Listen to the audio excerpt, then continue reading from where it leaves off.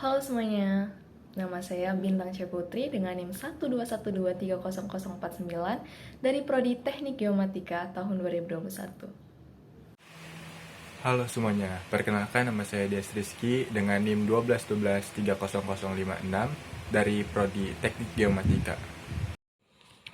Perkenalkan, nama saya Christopher Butar-Butar, NIM 121460049 dari Prodi Teknik Perkeretaapian. Perkenalkan, nama saya Muhammad Al-Fakbari, NIM 121460047 dari Prodi Teknik Perkeretaapian Angkatan 2021. Halo semuanya, perkenalkan nama saya Siti Nurjana dengan NIM 121460045 dari Program Studi Teknik Perkeretaapian tahun 2021. Definisi pesawat.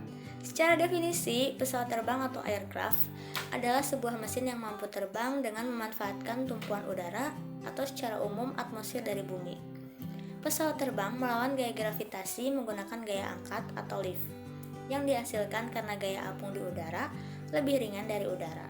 Perbedaan tekanan udara di atas dan di bawah wahana tersebut atau gaya angkat dari mesin pendorongnya yang langsung diarahkan ke bawah. Selanjutnya ada bagian-bagian dari pesawat. Yang pertama ada fuselage atau badan pesawat. Fuselage atau badan pesawat merupakan bagian paling inti yang ada di pesawat. Hal tersebut dikarenakan disinilah pusat seluruh kegiatan pesawat berjalan. Fuselage sendiri terdiri dari beberapa bagian, yaitu kokpit, kabin penumpang, dan cargo compartment atau bagasi. Yang kedua ada wings atau sayap. Disinilah tempat terciptanya gaya angkat atau lift yang dibutuhkan oleh pesawat untuk terbang. Pada bagian sayap pesawat terdapat salah satu pengendali utama yang dapat membuat pesawat terbang lebih tinggi atau lebih rendah dan juga berbelok ke kanan dan ke kiri. Selain itu, pengendali tambahan juga terpasang pada bagian pesawat, yakni spoiler dan flaps. Spoiler dan flaps sendiri berfungsi untuk membantu kinerja aileron, untuk menstabilkan pesawat dan pengereman pada pesawat. Yang ketiga ada ekor atau tail. Ekor pesawat juga dikenal dengan kata lain yaitu empennage, yang diambil dari bahasa Prancis yang berarti bulu dan anak panah. Ekor pesawat juga berfungsi untuk membelokkan pesawat ke kiri atau ke kanan, serta untuk mengontrol pesawat untuk naik atau turun, serta mengatur ketinggian pesawat. Yang keempat ada kokpit. Selanjutnya, kokpit atau flight deck adalah sebuah ruangan khusus yang biasanya terdapat di bagian depan pesawat. Di dalam ruangan inilah pilot bisa mengendalikan pesawat terbang. Kokpit terdiri dari flight instrument atau instrumen penerbangan dan flight control atau kontrol penerbangan yang memungkinkan pilot untuk mengendalikan pesawat. Yang kelima ada landing gear atau roda pesawat. Terakhir landing gear. Landing gear adalah penopang utama pesawat saat mendarat atau saat bergerak di darat. Bagian ini sangat penting bagi pesawat karena landing gear berperan sangat penting saat proses lepas landas, mendarat, parkir, dan bergerak di darat. Jenis-jenis sayap berdasarkan penempatan sayap pada badan pesawat. Yang pertama adalah sayap bawah low wing, adalah sayap yang diletak pemasangannya di bagian bawah badan pesawat. Yang kedua, sayap tengah, mid wing, adalah sayap yang pemasangannya di tengah-tengah badan pesawat terbang. Ketiga, sayap bahu atau shoulder wing, kategori antara sayap tinggi dan mid sayap, adalah konfigurasi sayap pesawat di mana sayap dipasang di dekat bagian atas badan pesawat, tetapi tidak di atas. Yang keempat, sayap tinggi high wing adalah sayap yang dipasang langsung di bagian atas badan pesawat terbang. Pesawat ini lebih stabil dibanding sayap rendah berkat pusat gaya angkat berada di atas pusat gravitasi, namun memiliki bobot yang lebih berat dan membutuhkan landasan pacu yang relatif lebih panjang. Yang kelima, sayap parasol adalah pesawat terbang yang sayapnya di atas badan pesawat yang ditunjang dengan penyangga sayap, wing stroke. Kemudian gaya yang bekerja pada pesawat ada 4 macam.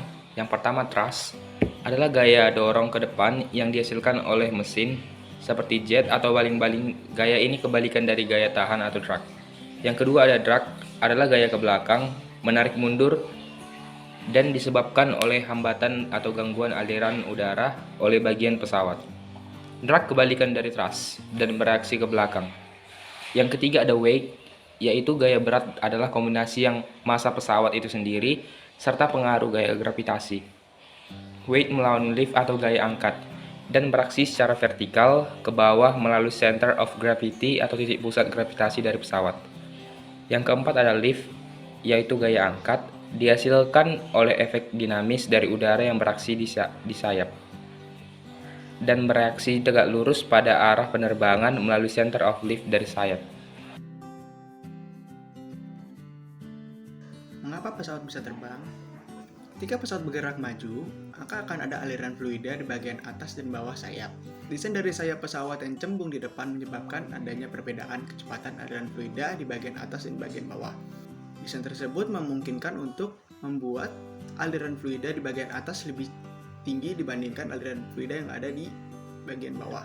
Karena kecepatan aliran fluida di bagian atas sayap lebih cepat dibandingkan yang ada di bawah sayap, hal itu menyebabkan besar tekanan di bawah sayap itu lebih tinggi sehingga membuat sayap dapat terangkat ke atas. Hal itulah yang membuat pesawat dapat terbang. Prinsip kerja pada gaya angkat sayap pesawat sesuai dengan hukum Bernoulli. Kenaikan dari kecepatan aliran fluida akan mengakibatkan penurunan pada tekanan fluida secara bersamaan maupun penurunan pada energi potensial fluida itu. Dengan menggunakan persamaan hukum Bernoulli dan rumus dasar tekanan dengan syarat bahwa tekanan di bawah sayap pesawat lebih tinggi dibandingkan tekanan yang ada di atas sayap pesawat, maka akan didapat rumus gaya angkat pesawat, yakni F sama dengan setengah rho kalikan V kuadrat, yakni kecepatan aliran fluida di atas sayap pesawat, dikurangi V1 kuadrat, yakni kecepatan aliran fluida di bawah sayap pesawat, dikalikan dengan A, yakni luas sayap pesawat. Selain hukum Bernoulli, prinsip kerja pada sayap pesawat juga dapat dijelaskan melalui hukum Newton ketiga, yaitu Untuk setiap aksi selalu ada reaksi yang sama besar dan berlawanan arah, atau gaya dari dua benda pada satu sama lain selalu sama besar dan berlawanan arah. hukum Newton ketiga berlaku ketika sayap dalam keadaan miring, yang mana membuat sayap menekan udara ke bawah. Aksi dari sayap yang menekan udara ke bawah tersebut menimbulkan reaksi dari udara yang mengakibatkan sayap terangkat ke atas.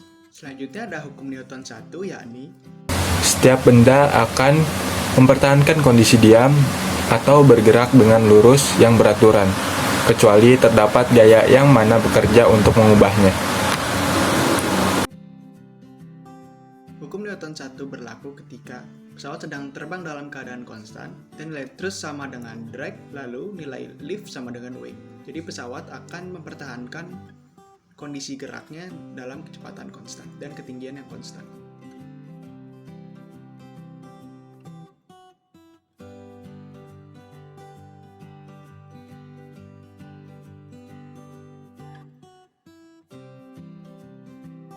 Pertama-tama ukur kertas dengan panjang 15 dikali 10,5 cm, lalu lipat secara tidak simetris seperti berikut. Setelah itu kita rekatkan menggunakan selotip di seluruh bagian sisinya.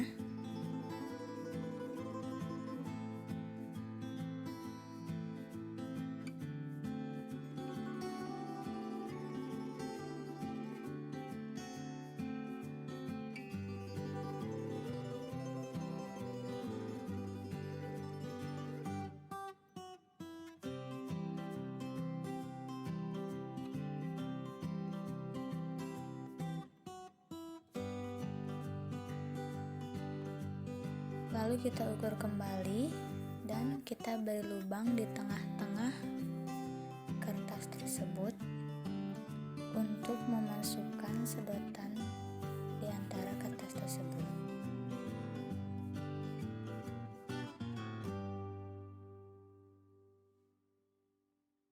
Setelah itu jangan lupa kita rekatkan juga bagian atas dan bagian bawah pada sedotan tersebut agar posisinya tetap.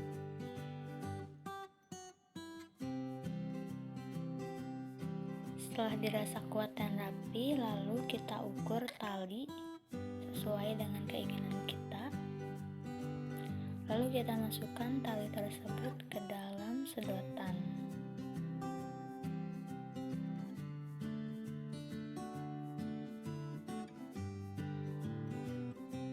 Selanjutnya, pasang tali tersebut di sebuah tiang, lalu berikan papan untuk menahan tali tersebut.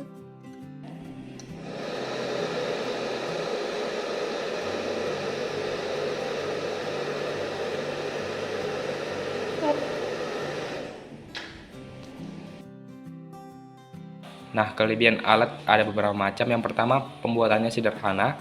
Yang kedua, bahan baku mudah didapat. Yang ketiga, dapat memperagakan prinsip hukum Bernoulli secara jelas. Adapun juga kekurangannya yaitu hanya sayap belum dapat menggambarkan lengkap seperti pesawat. Yang kedua, membutuhkan alat bantu seperti kipas angin atau pengering rambut dan tidak bisa menggunakan angin alami.